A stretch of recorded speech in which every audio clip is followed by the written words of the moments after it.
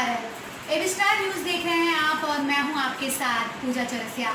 देश और दुनिया की तमाम बड़ी खबरों के साथ एक बार हम फिर हाजिर हो गए हैं। और सबसे पहले बात, जैसा कि हम कोरोना अपडेट्स की करते आए हैं, तो सबसे पहले बात कोरोना की ही करेंगे कि जिस तरीके से पूरी दुनिया में कोरोना ने हाहाकार मचाया हुआ है और दिनों दिन स्थिति भयावह होती जा रही है। संक्रमण रुकने का नाम नहीं ले रहा है। वहीं अब पूरी दुनिया की बात करें तो कोरोना संक्रमण 1,74,00,000 से ज़्यादा मरीज सामने आ चुके हैं। वहीं भारत की बात करें तो भारत में भी 16 लाख का आंकड़ा पार कर चुका है कोरोना का। वहीं आपको बता दें कि भारत मौत के आंकड़ों में 5वें स्थान पर पहुंच गया है। ये बेहद डरावनी जानकारी है, जहां आपको बता दें कि जिस तरीके से कोरोना रफ्तार पकड़ रहा है, हालांकि भारत में रिकवरी रेट काफ़ी अच्छी हो रही है, 65% तक लगभग पहुंच गया है। लेकिन जिस तरीके से संक्रमण बढ़ रहा है उस पर रोक लगाना भी ज़रूरी है। लगातार वैक्सीन की खोज भी की जा रही है और कई ट्रायल भी किए जा रहे हैं। कोई दूसरे स्टेज में है तो कोई फर्स्ट स्टेज तक पहुंच गया है। वहीं पिछले 24 घंटे की बात करें तो रिकॉर्ड जो है दर्ज हुआ है। पिछले 24 घंटे में भारत में 55,000 से ज़्यादा मामले सामने आए हैं। स्थिति बेहद डरावनी है। दिनों दिन संक्रमण बढ़ता जा रहा है और लाख कोशिशों के बावजूद इस पर अभी तक रोक नहीं लग पाई है। और वैक्सीन की बात करें तो एक अच्छी खबर ये निकल कर आई है कि ऑक्सफोर्ड यूनिवर्सिटी ने ये बताया है कि जो वैक्सीन ट्रायल किए जा रहे हैं उसमें बंदरों का जो परीक्षण किया गया था जुलाई में, वो सफल रहा है और बंदरों में इम्यूनिटी सिस्टम बढ़ी हुई नज़र आई है। तो आपको बता दें कि जुलाई में ऑक्सफोर्ड यूनिवर्सिटी की तरफ से ये परीक्षण कराया गया था और उसका दावा है कि जो वैक्सीन लगातार जिन वैक्सीन की पर काम कर रहे हैं वैज्ञानिक, उसमें जो बंदरों पर परीक्षण किया गया था वो सफल हो गया है। आपको बता दें कि इस बीमारी में फेफड़ों में द्रव्य की तरह कुछ जम जाता है जो निमोनिया का रूप ले लेता है। तो वहीं अब इस जब पूरा परीक्षण किया गया बंदरों में तो ये पाया गया है और ये सफल परीक्षण में कि निमोनिया बंदरों को नहीं होगा। तो ये एक अच्छी खबर, जहां स्थिति भयावह होती जा रही है वहीं एक अच्छी खबर निकल कर आई है। हालांकि भारत अभी भी पूरी दुनिया में संक्रमण के मामलों में तीसरे स्थान पर बना हुआ है। हालांकि राज्यों की बात करें तो दिल्ली सबसे ज़्यादा तेज़ी से रिकवरी कर रही है। जिस तरीके से मुंबई और दिल्ली में आंकड़े डरावने होते जा रहे थे, उसी अगर रिकवरी रेट की बात करें तो दिल्ली में उस हिसाब से रिकवरी रेट भी काफ़ी अच्छी हुई है और पहले स्थान पर दिल्ली पहुंच गई है, जहां कोरोना पर लगाम लगाने की जो बात की जा रही थी लगातार अरविंद केजरीवाल की तरफ से, वो कहीं ना कहीं सफल होती दिख रही है। तो चलिए अब कुछ और अहम खबरों के बारे में बात कर लेते हैं। और सबसे पहले बात करेंगे कांग्रेस के अंतरिम अध्यक्ष सोनिया गांधी की, जिन्हें कल गंगाराम हॉस्पिटल में भर्ती कराया गया था। हालांकि डॉक्टरों का ये कहना है कि उन्हें रूटीन चेकअप के लिए भर्ती कराया गया था। आपको बता दें कि कल राज्यसभा सांसदों की बैठक बुलाई थी, जो है वर्चुअल बैठक हालांकि ये थी सोनिया गांधी ने कर रही थी, जिसमें तमाम मुद्दों को लेकर चर्चा हुआ। लद्दाख में जो हालात बने हुए हैं उससे लेकर चर्चा हुई, कोरोना को लेकर चर्चा हुई, वहीं केंद्र सरकार की नीतियों को लेकर भी चर्चा हुई कि जिस तरीके से कोरोना बढ़ रहा है उस पर भी तमाम चर्चा हुई। लेकिन ये एक बड़ी जानकारी निकल कर सामने आई है कि उन्हें गंगाराम हॉस्पिटल में भर्ती कराया गया था। हालांकि डॉक्टरों का ये कहना है कि उन्हें रूटीन चेकअप के लिए भर्ती कराया गया था। हालांकि उनकी अब हालत स्थिर है। आपको बता दें कि इससे पहले भी कुछ महीने पहले मीटिंग के बाद ही सोनिया गांधी को गंगाराम हॉस्पिटल में ही भर्ती कराया गया था। उस टाइम पेट की शिकायत में जो है उनको हॉस्पिटल में भर्ती कराया गया था। हालांकि उसके बाद अब एक बार फिर उन्हें अस्पताल में भर्ती कराया गया, लेकिन डॉक्टरों ने इसे रूटीन चेकअप बताया है। चलिए कुछ और खबरों के बारे में बात करेंगे। जहां अयोध्या में राम मंदिर की तैयारियां जोरों पर है, वहीं अब एक और अच्छी खबर ये है कि जब प्रधानमंत्री नरेंद्र मोदी 5 अगस्त को वहाँ पर जाएंगे तो जिस रास्ते से होते हुए वो जाएंगे उसे पूरा त्रेता युग को लेकर जो है तैयारियां की जा रही हैं कि पूरा त्रेता युग का टच दिया जा रहा है। चाहे वो सड़कें हों और बिल्डिंग्स हो या जो भी हो, वहाँ पे जो रास्ते में जितने भी घर पड़ रहे हैं सबको एक रंग में रंगा जा रहा है। तो ये बेहद खूबसूरत तस्वीर 5 अगस्त को देखने को मिलेगी। प्रधानमंत्री नरेंद्र मोदी जब राम जन्मभूमि के भूमि पूजन के लिए जाएंगे, राम मंदिर का जो निर्माण होने वाला है उसकी भूमि पूजन करेंगे, शिलान्यास करेंगे। 5 अगस्त को। और उसे लेकर तैयारियां जिस तरीके से चल रही है, लगातार मुख्यमंत्री योगी आदित्यनाथ भी इस पर अपनी नज़र बनाए हुए हैं, लगातार तैयारियों का जायजा ले रहे हैं। उप मुख्यमंत्री भी लगातार जायजा ले रहे हैं और 2 से 3 बार अभी तक अयोध्या जा चुके हैं दोनों उप मुख्यमंत्री। और परिस्थितियां वहां पर क्या है, किस तरीके से। हालांकि इस बीच एक और खबर जो निकल कर सामने आई थी वो ये कि जो वहाँ के पुजारी हैं उनमें जो है वो कोरोना पॉजिटिव पाए गए हैं और वहाँ पर सुरक्षा में लगाए गए जो 14 पुलिसकर्मी थे वो भी कोरोना पॉजिटिव पाए गए। तो हालांकि ये एक स्थिति ऐसी बनी कि जब ये कहा जाने लगा कि राम जन्मभूमि में जो भूमि पूजन होने वाला है राम मंदिर को लेकर, उसमें कहीं ना कहीं कोरोना का खतरा भी जो है मंडरा रहा है। लेकिन अच्छी बात ये खबर जो है निकल के सामने आ रही है कि जब प्रधानमंत्री नरेंद्र मोदी वहाँ पर जाएंगे तो एक जो वहाँ की चित्र है, वहाँ को जो प्रदर्शनी एक तरीके से कह लीजिए वो प्रदर्शनी की तरह होगी और त्रेता युग का टच दिया जाएगा, जिसमें भगवान राम के साथ ही माता सीता, लक्ष्मण, भरत और शत्रुघ्न के साथ ही हनुमान जी की भी तस्वीरें होंगी, जिस रास्ते से होते हुए, जिस सड़क से होते हुए प्रधानमंत्री नरेंद्र मोदी जाएंगे। तो न्यूज़पेपर और तमाम वेबसाइट की क्या कुछ कहती हैं और खबरें, उस पर भी चर्चा कर लेते हैं। और बात करेंगे अब राज्य की खबरों की। तो बिहार की खबरों की बात करें तो बिहार में मानसून लगातार जिस तरीके से मानसून ने दस्तक दी है, बाढ़ का कहर बढ़ता जा रहा है, स्थिति वहाँ पर डरावनी दिनों दिन बढ़ती जा रही है। बाढ़ की चपेट में अब तक 10 जिले थे, वहीं अब जिलों की संख्या लगातार बढ़ती जा रही है और 40 लाख से ज़्यादा जो लोग हैं वहाँ पर प्रभावित हैं। वहीं आपको ये भी बता दें कि करीब 74 लाख से ज़्यादा स्क्वायर फीट की जो फसलें हैं, ये खबर निकल कर सामने आ रही है कि वो बर्बाद हो गई हैं।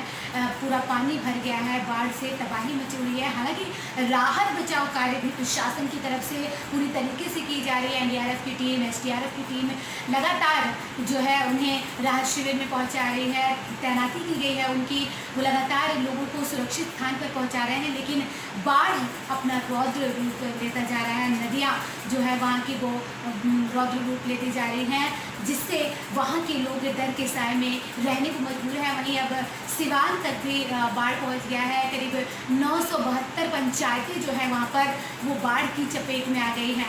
तो आपको बता दें कि यहाँ पर अब मौसम विज्ञान ने ये भी जो है चेतावनी जारी की है कि वाराणसी से गुजरने और पूर्वी उत्तर प्रदेश से मध्य प्रदेश तक एक ट्रफ रेखा बनने की वजह से राज्य के 10 जिलों में भारी बारिश के साथ ही वज्रपात भी हो सकता है। तो कई ज़िले इससे प्रभावित होंगे, पूर्वी उत्तर प्रदेश से लेकर बिहार से लेकर जो है मध्य प्रदेश, ये तमाम ज़िले इससे प्रभावित होंगे। हालांकि बिहार में स्थिति सबसे ज़्यादा खतरनाक बनी हुई है, मध्य प्रदेश की भी स्थिति सबसे ज़्यादा भयावह बनी हुई है। लेकिन बाढ़ जिस तरीके से रोज़ाना कहर बरपा रहा है, प्रशासन की लाख मुस्तैदी के बाद भी लोग इसमें जो है लोगों की जान जा रही है और राहत शिविरों में हालांकि काफ़ी लोगों को पहुंचाया जा चुका है। मैं बात करें तो कटिहार में 100 मिलीमीटर बारिश जो है दर्ज की गई है, बालतारा में 80 मिलीमीटर, ठाकुरगंज में बेलसंड और बीरपुर में 60 मिलीमीटर जो है बारिश दर्ज की गई है। पूर्णिया की बात करें बिहार के ही, तो वहाँ पर 29.5 मिलीमीटर बारिश हुई। जो है पटना में दोपहर बाद बादल छाए रहे लेकिन बारिश नहीं हुई। हालांकि पटना में जो है बारिश कम हुई, लेकिन मौसम विभाग ने जो है अलर्ट जारी किया है कि आने वाले दिनों में भी भारी बारिश हो सकती है और इसके साथ साथ वज्रपात भी हो सकता है। तो चलिए कुछ और खबरों के बारे में बातचीत कर लेते हैं। राष्ट्रीय खबरों के बारे में हमने बातचीत कर ली और कांग्रेस अध्यक्ष सोनिया गांधी की बातचीत कर ली। अब एक और खबर के बारे में बात कर लेते हैं जो नौसेना से जुड़ी हुई है। दरअसल नौसेना से जुड़ी ये खबर जो है, इसमें फर्जी बिल के जरिए घोटाले का मामला सामने आया है। करीब 6 करोड़ 72 लाख के घोटाले का ये पूरा मामला सामने आया है, जिसमें जो है लगातार मामले भी दर्ज किए गए हैं, जिसमें कई बड़े अधिकारियों के नाम सामने आ रहे हैं। सीबीआई ने 4 राज्यों दिल्ली, गुजरात, महाराष्ट्र के साथ ही कर्नाटक के 30 ठिकानों पर जो है छापेमारी की है और पश्चिमी नौसेना कमान को आईटी हार्डवेयर की आपूर्ति के लिए जाली बिल बनाकर 6 करोड़ 76 लाख रुपए के घपले का आरोप लगाया गया है, जिसके बाद से सीबीआई ने मामला दर्ज किया। वहीं मुंबई में भी एसीबी ने एक मामला दर्ज किया था और सीबीआई अब लगातार छापेमारी कर रही है। इसमें आरोप है कि कैप्टन अतुल कुलकर्णी, कमांडर मंदार गोले और आरपी शर्मा के साथ ही पेटी ऑफिसर एलओजी कुलदीप सिंह बघेल ने कथित रूप से 6 करोड़ 76 लाख रुपए के साथ फर्जी बिल तैयार किए थे और छापेमारी के दौरान पुलिस को 10 लाख रुपए की नकदी भी मिली है। लगातार जिस तरीके से सीबीआई छापेमारी कर रही है, 30 ठिकानों पर छापेमारी की जा रही है, उसमें फिलहाल 10 लाख की नकदी भी मिली है। वैसे पूरा मामला यह है कि पश्चिमी नौसेना कमान में IT हार्डवेयर की आपूर्ति के लिए फर्जी बिल बनाया गया था। करीब ये जो बिल था 6 करोड़ 76 लाख का था, जिस पर आरोप लगाया गया है, जिसमें कई बड़े नाम निकल कर सामने आ रहे हैं। बता दें कि रक्षा मंत्रालय के आदेश के बाद नौसेना के जो है अधिकारियों की जांच की जा रही है और कई लोगों पर मुकदमा भी दर्ज किया गया है। तो अब बात कर लेते हैं एंटरटेनमेंट जगत से जुड़ी खबरों के बारे में, जहां सुशांत सिंह सुसाइड केस में लगातार एक के बाद एक नए मोड़ सामने आ रहे हैं। वहीं अब एक और बात निकल कर जो सामने आ रही है वो ये कि सुशांत सिंह राजपूत के पिता को पहले से ही, आज से 4 महीने पहले से अंदेशा हो गया था कि शायद रिया कुलकर्णी जो है, रिया चक्रवर्ती जो है, जो सुशांत सिंह की गर्लफ्रेंड बताई जा रही थी, वो सुशांत सिंह को जो है सुसाइड करने के लिए कहीं ना कहीं उकसा रही हैं। उनके पैसों को लेकर उन्हें अंदेशा हो गया था कि जो है पैसे का घोटाला कर सकती है। इसे लेकर वो कई बार पुलिस को शिकायत जो है कर चुके हैं, लेकिन पुलिस ने उनकी शिकायत दर्ज नहीं की। ये एक बड़ी जानकारी, जहां अभी तक ये कहा जा रहा था कि उन्होंने आत्महत्या की, हत्या की, पुलिस इस पूरे मामले में जांच कर रही है। वहीं एक ये बड़ी जानकारी निकल कर सामने आई है कि उनके पिता 4 महीने पहले ही शायद उन्हें अंदेशा हो गया था इस बात का कि रिया चक्रवर्ती उन्हें जो है उकसा सकती है, उनके पैसे का घोटाला कर सकती हैं। हालांकि रिया चक्रवर्ती का साफ तौर पर ये कहना है कि वो डिप्रेशन में थे, उनका कोई कसूर नहीं है, वो लगातार अपना बचाव करती नजर आ रही हैं। सुप्रीम कोर्ट में उन्होंने याचिका भी दायर की है। जिस तरीके से उनके पिता ने सुशांत सिंह राजपूत के याचिका दायर की थी, उनके खिलाफ वो मुकदमा दर्ज कराया था और 16 गंभीर आरोप लगाए थे। वहीं अभी पूरी जानकारी में एक नया मोड़ सामने आया है, जिस पर कहीं ना कहीं पुलिस पर सवाल खड़े हो रहे हैं कि अगर सुशांत सिंह राजपूत के पिता 4 महीने पहले ही शिकायत लेकर पहुंचे थे, तो शिकायत दर्ज क्यों नहीं की गई? तो इस पूरे मामले में कहीं ना कहीं पुलिस पर बड़े आरोप भी लग सकते हैं। एक बड़ा सवाल खड़ा हो रहा है कि आखिर पुलिस ने मामला दर्ज क्यों नहीं किया जब पिता शिकायत कर रहे थे सुशांत सिंह राजपूत के। अगर पुलिस ने उस समय उनकी शिकायत दर्ज कर ली होती तो शायद आज सुशांत सिंह राजपूत हमारे बीच होते। तो ये पुलिस पर सवालिया निशान खड़े हो रहे हैं, जिस तरह ये बड़ी जानकारी सामने निकल कर आ रही है। सूत्रों के हवाले से भी ये लगातार कहा जा रहा है कि पुलिस की जांच संदिग्ध है, उस पर भी कई सवाल पहले से ही खड़े हो रहे हैं।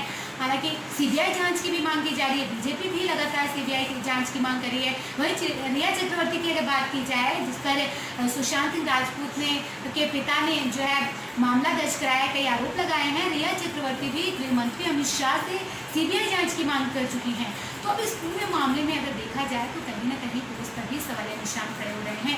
अगर सुशांत सिंह राजपूत के पिता की बात सही है कि वो जो है 4 महीने पहले ही पुलिस के पास पहुंचे थे, लेकिन पुलिस ने उनकी शिकायत दर्ज नहीं की।